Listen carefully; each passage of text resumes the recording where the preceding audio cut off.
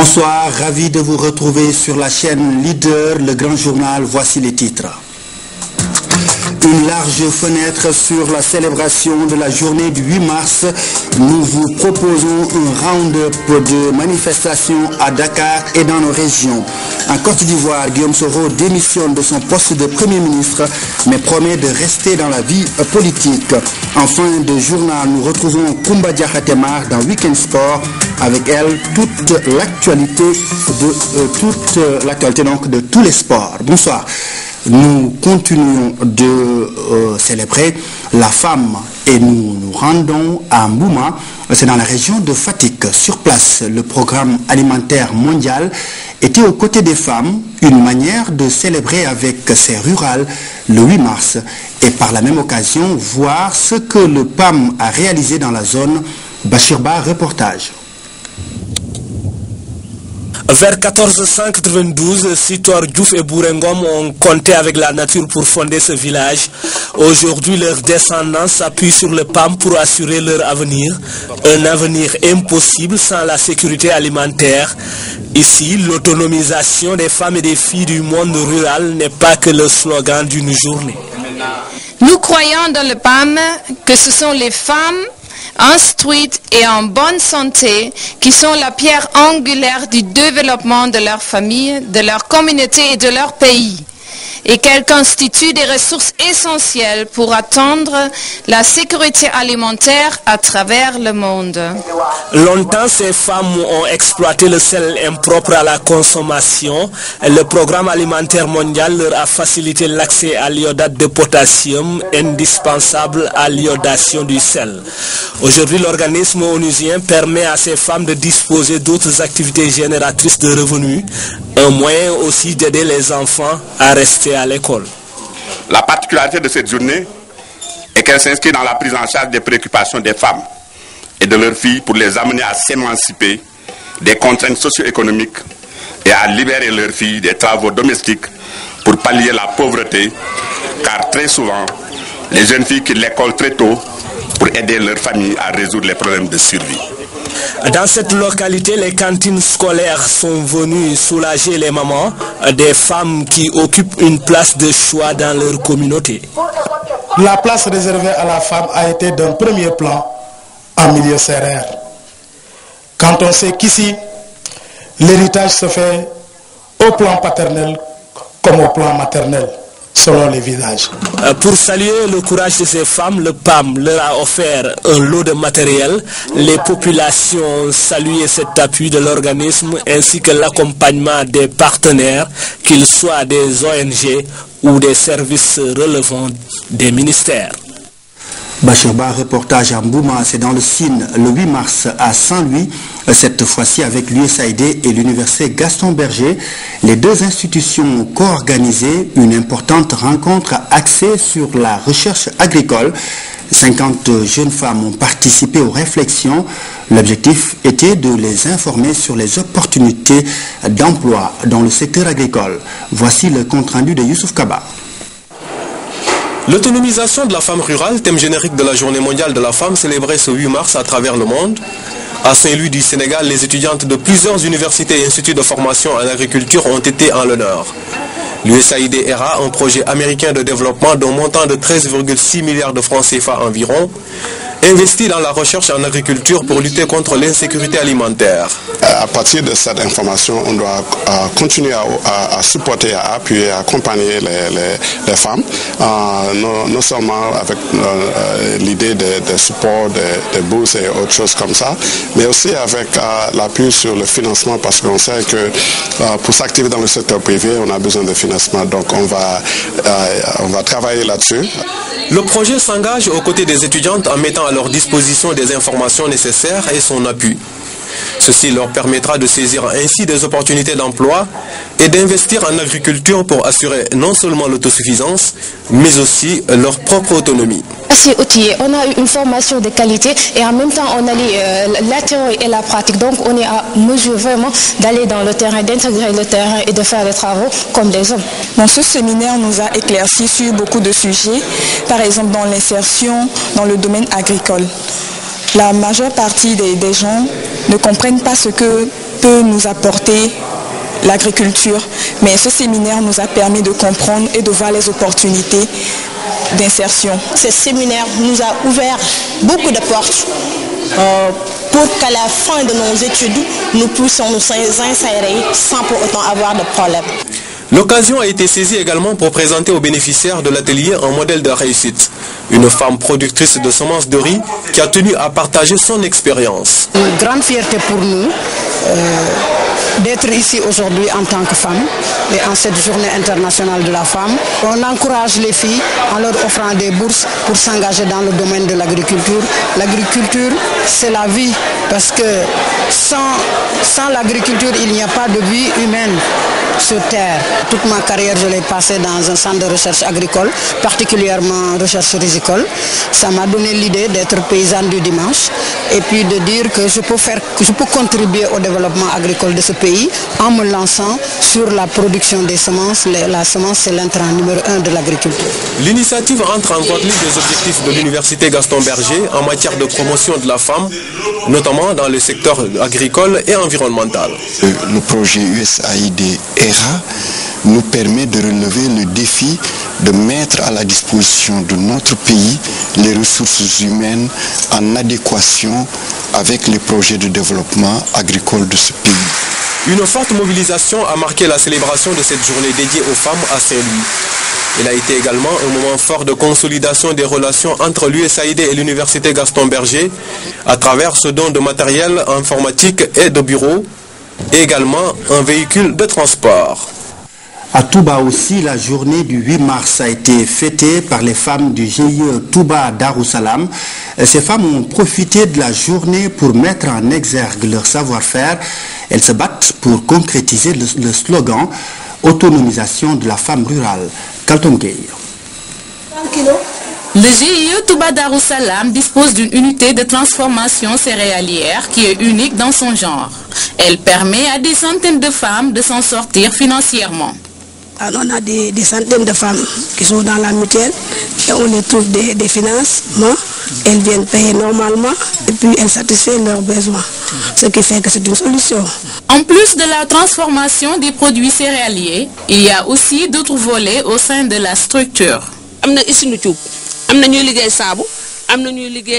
Il y a beaucoup d'activités au sein du GIE. Les femmes font de la teinture, de la couture, de la fabrication de savon et du commerce. Au programme de la Journée mondiale de la femme, le bilan des activités du GIE. Nous sommes là pour célébrer cette journée, on se rassemble, on discute, on parle de nos problèmes pour vraiment savoir quelles sont réellement les difficultés. Et si on tire les difficultés, on en parle aux autorités qui nous appuient. La lutte pour l'éradication de la pauvreté est le cheval de bataille de ces femmes. Malgré le travail remarquable qui a été accompli par ces dernières, il reste beaucoup de choses à faire, notamment dans le domaine du financement. Pour une meilleure prise en charge des femmes travailleuses domestiques, les femmes de la CNTS réclament la ratification immédiate de la Convention 189. Elles souhaitent aussi la protection de la maternité avec la Convention 183. C'est par ces revendications que les femmes syndicalistes ont marqué le 8 mars. Diana Badia. Le Comité national des femmes de la CNTS est de tous les combats pour la promotion de la gente féminine. Pour la célébration du 8 mars, ces dames ont choisi de parler de la Convention 189 relative aux travailleuses et travailleurs domestiques. Le nouveau président, le président qui sera élu à partir du 25 mars, nous lui donnerons 100 jours francs. Nous voulons qu'on passe à des actions concrètes. Nous donnerons 100 jours pour régler le problème des femmes travailleuses. Ces femmes sont déterminées à aller jusqu'au bout pour la ratification de la Convention 189. La parité ne doit pas seulement se limiter aux femmes politiques, disent-elles. Si nous parlons, je pense, de la parité comme ça, la parité élective et autres, est-ce que ça nous intéresse au fond? Non, nous voulons que ça se passe au sein des lieux de travail. Pour cette journée qui leur est dédiée, les femmes de la CNTS ont mis un accent particulier sur la nécessité de ratifier la Convention 189. Elles ont aussi évoqué la Convention 183 qui concerne la protection de la maternité. Dieynaba, les femmes littéraires aussi ont à leur manière célébré cette journée dédiée à la femme. Égalité des chances, stabilité sociale et politique, c'est ce qui motive leur lutte. Elles ont choisi comme thème de réflexion, plume de paix et d'amour. Enrique Bokoko a assisté aux échanges. Compte rendu. La femme occupe une place prépondérante dans toute société, en ce sens qu'elle en est l'épine dorsale. Saisissant la journée du 8 mars, l'Association des écrivaines du Sénégal a mis en relief le combat des femmes pour la stabilité sociale et politique dans le pays. Les femmes se prosternent ensemble. À l'instant où leur front touche le sol, elles oublient le contenu de leur sac Dior, Givenchy, Vuitton, adossés aux colonnes de marbre.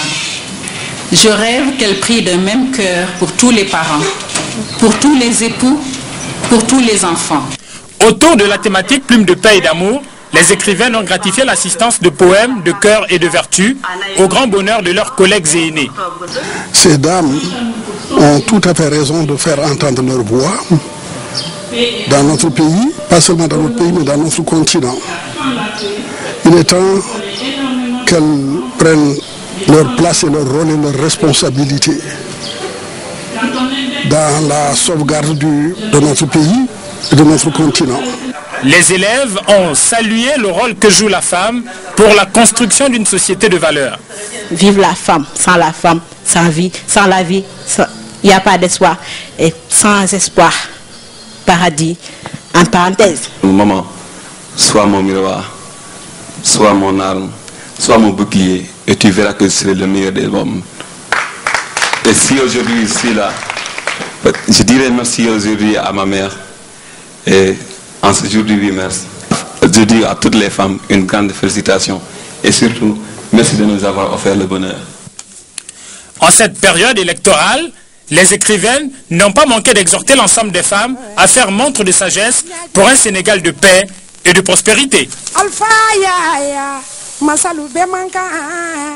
De belles choses à partir des déchets plastiques, c'est possible. À Thiès, c'est de braves dames qu'ils font. Elles tiennent une unité de transformation dans la cité du rail. Leur dynamisme est avéré, nous dit Binta Wagé dans ce reportage. Malgré le mauvais temps, elles sont toutes dehors et vaguent tranquillement à leur occupation.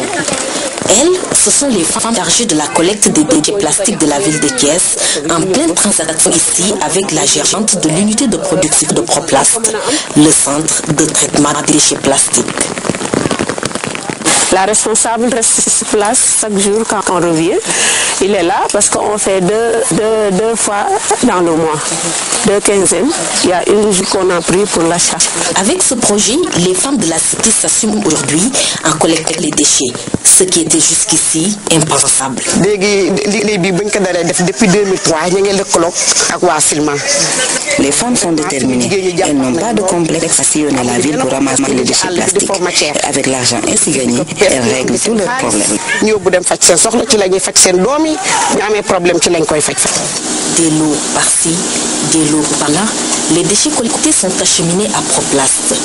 Germaine revient avec le sentiment d'avoir fait une bonne affaire. Ici, le travail est géré par une équipe de 14 femmes, les unes aussi dynamiques que les autres.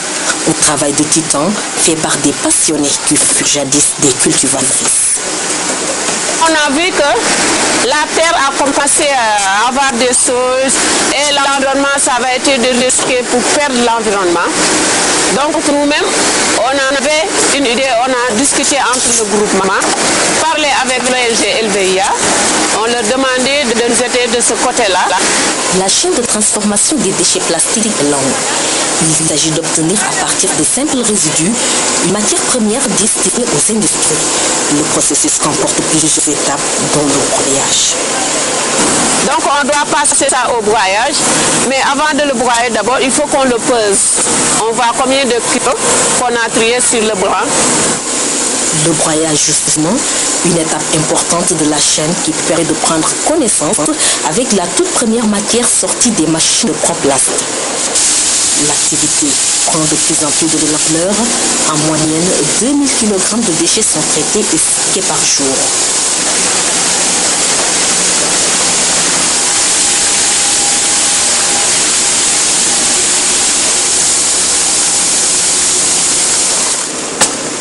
Une autre étape non moins importante de la chaîne de transformation des déchets plastiques, le coupage. Il est réalisé de deux façons, à la machine et à la machette. J'ai canalisé les mamans à côté de la machine. Donc quand ils commencent à découper, eux ils prennent les bassines et ils découpent par machette.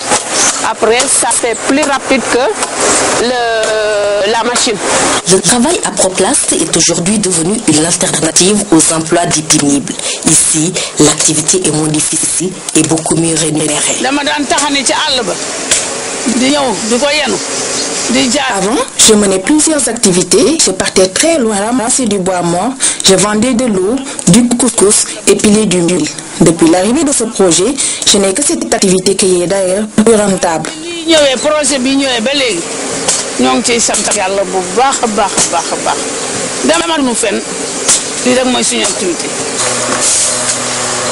Seule ombre au tableau, les coupures intempestives d'électricité, véritable frein à la bonne marche de l'entreprise, et c'est le cas aujourd'hui. D'où cette rencontre entre Germaine Faye et son directeur général afin de trouver une solution. Nous sommes en train de négocier avec plusieurs partenaires, et notamment la fédération allemande, pour voir est-ce qu'il n'y a pas des possibilités pour mettre en place un système solaire au niveau du toit. Certes, les difficultés ne manquent pas, mais l'équipe de Proplast tente tant bien que mal de relever les défis. Des déchets plastiques sont sortis ces meubles qui servent de salon à Germaine Faye et compagnie. On avait vu que c'était un petit travail, mais maintenant quand tu vois, on est devenu une société maintenant. Ça aussi, ça m'a fait plaisir. Au moment de sécher cette matière qui a permis de réaliser le salon, le sentiment le mieux partagé à Proplast demeure la satisfaction, car le résultat final épouse parfaitement l'idée de départ, à savoir faire du beau avec les déchets plastiques. Ce reportage de Binta Wagé met en exergue toute la bravoure de nos femmes. Celles de Gorée ont choisi de réfléchir sur leur devenir ce samedi. C'est à travers un forum qui verra naître un plan d'action. Voici Henriette Faye-Pina, elle préside l'association des femmes de Gorée. Elle est au micro de Pape Madi Diop. Nous commençons déjà par un témoignage. Le témoignage, ce sera un témoignage d'un touriste qui vient sur Gorée et qui voit comment les femmes travaillent sur Gorée. Et à partir de ce témoignage-là, les femmes vont se poser des questions. Elles sont réparties en ateliers. Et avec cet atelier-là, on va discuter. Il y aura un déjeuner qui sera servi vers 13h. Et au retour de ce déjeuner, nous allons donc faire les restitutions et tirer notre programme d'activité pour l'année à venir et peut-être, pourquoi pas, pour les 3 ans à venir. Les femmes médecins du Sénégal et celles de Sanofi ont joué leur partition dans la célébration du 8 mars. Elles ont organisé une journée de don de sang et un don de matériel. Ce geste a pour objectif de lutter contre la mortalité maternelle. Philomène Constance Diagne. Entre les 1001 manières qui honorent la femme en ce 8 mars, ces femmes ont choisi d'organiser une journée de don de sang. Une activité pas tenue au hasard, la lutte contre la mortalité maternelle, néonatale et infantile y est pour quelque chose. C'est très difficile parce que moi je suis femme, j'ai des enfants, je suis passée par les accouchements, je sais que c'est très difficile. J'ai eu la chance de ne pas avoir besoin de soins particuliers, genre transfusion de sang, etc. Mais je sais qu'il y a plein de gens qui sont dans mon cas. Donc c'est vraiment avec plaisir que je le fais. Ça aurait été pour des hommes, je l'aurais fait également. Disons que la motivation là, elle est tout simplement double, voire triple même, vu que c'est pour les femmes. Je suis une femme également parce que je pense que c'est aux femmes d'aider les autres femmes en cette journée internationale de la femme à obtenir du sang régulièrement dans les structures de santé. Cette première étape de don de sang n'a été qu'une activité parmi d'autres. Les deux associations ont ciblé 2 centres hospitaliers. Elles leur ont offert un lot de matériel médical, une table de chauffage, des thermomètres, entre autres. Des enveloppes financières ont été également distribuées à une vingtaine de parturientes du 8 mars. Moi, j'avais un problème avec ma grossesse. J'ai finalement perdu mon bébé après l'accouchement. Cela est parfois dû au manque de moyens, donc cette aide est la bienvenue. C'est une bonne chose pour nous les femmes, pour les bébés aussi. On ne vous remerciera jamais assez. Ce matériel vient aider dans la prise en charge des patientes. Les maternités de Roi Baudouin et de Gaspard Camara en accueillent un grand nombre. Nous nous sommes dit qu'il serait bien quand même d'apporter une certaine contribution en offrant en fait du matériel aux maternités de l'hôpital Roi Baudouin et de Gaspard Camara pour aider. Pour la journée de la femme, nous avons donné des enveloppes à toutes les femmes qui ont accouché aujourd'hui et de 25 000 francs pour les aider. Et ce qui est extraordinaire, c'est qu'on a eu dans les deux centres, que ce soit Roi Baudouin comme Gaspard, on a eu 2 femmes qui ont accouché avec des morts-nés. Le taux de mortalité maternelle tarde à baisser. On recense 99% des décès maternels dans les pays en développement. Ces femmes médecins et celles de Sanofi veulent participer à l'accélération des progrès. Elles sont parmi nous. Les personnes vivant avec le virus du sida, on les appelle PPVIH. Impossible de les reconnaître car elles sont soumises, si elles sont soumises au contrôle, si elles sont soumises donc au traitement, leur maladie est sous contrôle. L'autre réalité, c'est la peur de la stigmatisation. Une jeune femme infectée se confie ce soir à nous. Voici son histoire avec Omar Diao. Dans le tumulte, l'indifférence et l'individualisme grandissant de nos cités, on les rencontre sans les voir, sans le savoir, ces personnes vivant avec le VIH. Des porteurs sains qui, médicalement bien suivis, se sentent bien dans leur corps, mais que c'est lourd à porter. C'est pas le courage, mais l'entourage. Je sais pas, le fait de ne pas pouvoir dire à tout le monde que nous sommes personnes vivantes, ou bien que moi je suis personne vivante. Je suis en forme, en bonne santé. Je peux tout faire comme eux ils le font. La confession que vous venez de suivre est celle d'une jeune femme qui a vu le sol se dérober à ses pieds le jour où, lycéenne, on lui apprend qu'en plus d'une grossesse précoce, elle est infectée. Le suicide lui a d'abord effleuré l'esprit. C'est la première chose que j'ai pensé faire quand on m'a annoncé la grossesse. Dans les croyances collectives, le sida est perçu comme une malédiction, une suprême sanction du ciel. Et même ceux qui n'ont jamais péché, il y en a qui sont infectés. C'est difficile de convaincre les gens qui ont ces idées-là. Mais on y arrivera un jour peut-être. Brillante élève, la dame de moins de 25 ans rêvait d'une belle carrière littéraire. Quand j'écris sur moi, j'arrive sur le moment où j'ai contracté cette maladie, j'arrête. Le reste de la page reste immaculé quand elle arrive à cette halte tourmentée de son existence. L'encre de ses yeux inonde la feuille, mais la vie se poursuit et madame voudrait vivre le plus longtemps pour accompagner ses 2 enfants dont l'un est positif sur le périlleux chemin de l'existence qui rappelle la fragilité de la condition humaine. Omar Diao, la télévision nationale pense aux femmes au foyer avec la naissance de Djek à Kerem, un nouveau magazine dans la grille des programmes de la RTS. L'émission va essayer donc de prendre en charge les préoccupations des femmes qui sont restées dans les domiciles entre 10h et 11h30 du lundi au vendredi.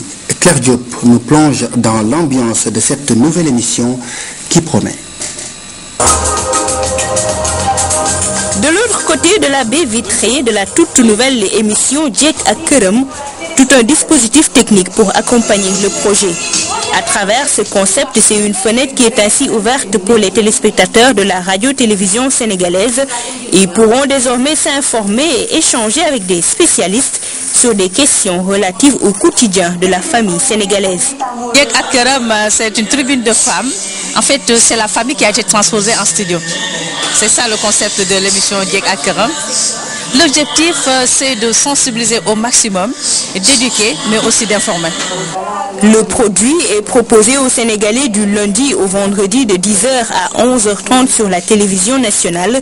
Différentes rubriques sont au menu. On aura la rubrique santé dans Djek Akram parce qu'on est des femmes, on pourra parler des femmes sans pour autant parler de la santé. Il y aura aussi la rubrique mode et beauté. On a aussi d'autres rubriques comme la rubrique environnement et la rubrique aussi l'équipe Birkeris qui se passe dans les maisons, qui sera animée par Tonton Adiouad. Mais aussi nous aurons aussi d'autres rubriques comme la rubrique cuisine. Nous sommes des femmes, il faut faire la cuisine. Et aussi il y a la rubrique Gustu Bosby. Et dans cette même rubrique, il y aura aussi la pensée du jour. Fidèle à sa mission de service public, la RTS, à travers l'émission Djek Akram, offre ainsi un espace d'échange et de partage sur les questions relatives à la santé, à l'environnement, entre autres. L'objectif visé est d'aller au cœur des maisons, conseiller les femmes pour un mieux-être de la famille. Bon vent à cette nouvelle émission Djek Akram. Avant de poursuivre cette édition, lecture de ce communiqué qui nous vient du CNRA, le Conseil national de régulation de l'audiovisuel, vu la Constitution, vu la loi numéro 2012-01 du 3 janvier 2012 portant code électoral, notamment ses articles LO 125 alinéa 3 et L 63 in fine, vu la loi numéro 2006-04 du 4 janvier 2006 portant création du Conseil national de régulation de l'audiovisuel, vu le décret 2006-830 du 14 janvier 2006 portant nomination des membres du Conseil national de régulation de l'audiovisuel, considérant les dispositions des articles LO 125 alinéa 3 et L 63 in fine du Code électoral relative à l'équité, à l'équilibre et au pluralisme dans le traitement de l'information, considérant cependant qu'il résulte du rapport d'écoute et de suivi des services de veille de l'organe de régulation que la chaîne de télévision Canal Info News diffuse depuis ce jeudi 8 mars 2012 une série de reportages en direct de Touba, de Tivaouane et de Mbour, et ceci en faveur du candidat des FAL 2012, ce qui constitue une violation des dispositions du Code électoral et de la loi numéro 2006-04 du 4 janvier 2006 sur l'équité, l'équilibre et le pluralisme dans le traitement de l'information, surtout des candidats en période de campagne électorale. En conséquence, après en avoir délibéré et en sa séance du 8 mars 2012, met en demeure les responsables de la chaîne de télévision Canal Info News d'arrêter sans délai la diffusion de ces reportages en direct qui violent les dispositions ci-dessus mentionnées et de respecter rigoureusement les principes d'équité, d'équilibre, de pluralisme sous peine de s'exposer aux sanctions prévues à l'article 26 de la loi numéro 2006-04 du 4 janvier 2006, dit que la présente mise en demeure sera enregistrée et publiée puis notifiée à l'organe de presse intéressé.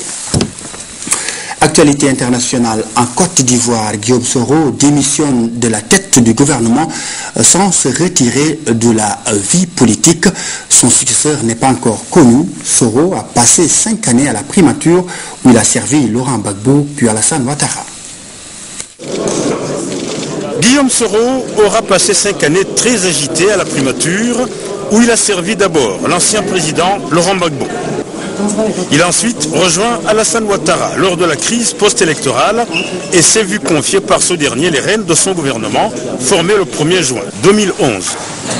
Sa démission était attendue à Abidjan. Il l'a remise jeudi au président ivoirien lors d'un conseil des ministres extraordinaire. Ma qualité de député ne me permet plus d'occuper des fonctions dans le pouvoir exécutif. C'est pourquoi, après réflexion, je décide de rendre ma démission ainsi que celle du gouvernement que j'ai dirigé. La démission de Guillaume Soro intervient après la proclamation des résultats définitifs des législatives de décembre 2011 qui ont confirmé la victoire du parti présidentiel. Alassane Ouattara en a pris acte avant de rendre un vibrant hommage à Guillaume Soro. Vous avez fortement contribué à la mise en œuvre de l'accord politique de Ouagadougou. Grâce à vos efforts inlassables, vous avez amené la Côte d'Ivoire à des élections libres et transparentes en 2010. Au terme d'une alliance politique conclue entre Alassane Ouattara et Henri Konan Bédié en novembre 2010, le poste de Premier ministre devrait revenir au PDCI, le Parti démocratique de Côte d'Ivoire. Guillaume Soro, qui vient de passer la main, ne se retire pas de la vie politique pour autant. Le jeune député pourrait même être élu dès lundi prochain à la présidence de l'Assemblée nationale ivoirienne. Au Nigeria, les 2 otages britanniques et italiens ont été tués dans le nord du pays. Déjà, de vives polémiques ont surgi entre Rome et Londres. C'est la consternation générale en Italie au lendemain de la mort des 2 otages britanniques et italiens tués au Nigeria. La classe politique accuse Londres d'avoir lancé une opération de sauvetage sans prévenir. Je pense qu'une clarification de la situation est nécessaire, notamment sur le plan politico-diplomatique. La presse, elle, dénonce le couac diplomatique de Londres. Elle titre sur l'humiliation de l'Italie dans cette affaire qui suscite de nombreuses interrogations. Nous avons besoin de savoir ce qui s'est passé. Il y a tellement de mystères. Les Britanniques et les Américains font ce qu'ils veulent. L'OTAN agit toujours comme ça. Le Premier ministre britannique a parlé d'une opération de sauvetage justifiée sans donner plus de précisions. Nous attendons d'avoir plus de détails, mais d'après les premières indications, les 2 hommes ont été tués par leurs ravisseurs avant d'avoir pu être délivrés. Le Nigeria affirme pour sa part que les 2 otages européens étaient aux mains de la secte islamiste Boko Haram et assure que les ravisseurs ont été arrêtés. À présent, place à Madame Sport du vendredi soir. Koumbadja Hatemar, bonsoir. Tierno, bonsoir. Bienvenue. Bien, merci. On parle de sport. La 5e journée de Ligue 1 de football a pris fin avec une victoire du Casa Sport mercredi. C'est la 2e victoire Tierno de suite pour le Casa Sport face à Yogo après sa déconvenue en Coupe de la Confédération. Les Casacés, pourtant en infériorité numérique, se sont imposés 1-0 face au Sikapois. Match joué mercredi au stade de Demba Diop. Le film du match avec François Sek.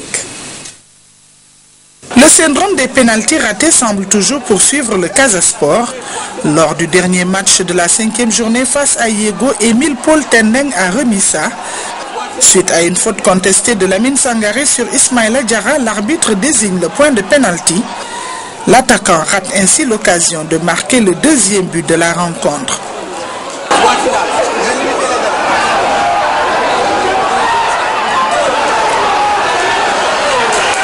Le Casa Sport est réduit à 10 dès la 23e minute de jeu. Modi Sané est expulsé suite à une faute contestée sur Modou Cham. Malgré l'infériorité numérique, Pape Sané ouvre le score 5 minutes plus tard. Belle ouverture de Yaya Sonko sur Youssouf Koli qui sert Pape Sané.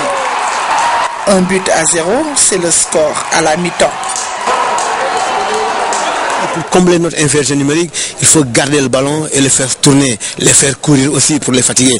Parce que si on jette le ballon dans les espaces, pour courir, il y a toujours un dédoublement et couverture derrière chez eux. C'est pourquoi on a gardé le ballon, on l'a fait tourner pour s'infiltrer et après marquer le but. Il y a eu le but qu'on a marqué, ensuite on a eu un penalty qu'on n'a pas marqué. Mais quand même c'est bien quand même. Il nous fallait gagner aujourd'hui Françoise parce que pour que le doute ne s'installe pas au niveau des garçons. Coaching gagnant de Demba Ramata puisqu'en 2e période, malgré les réaménagements techniques apportés, Yego ne parvient pas à égaliser.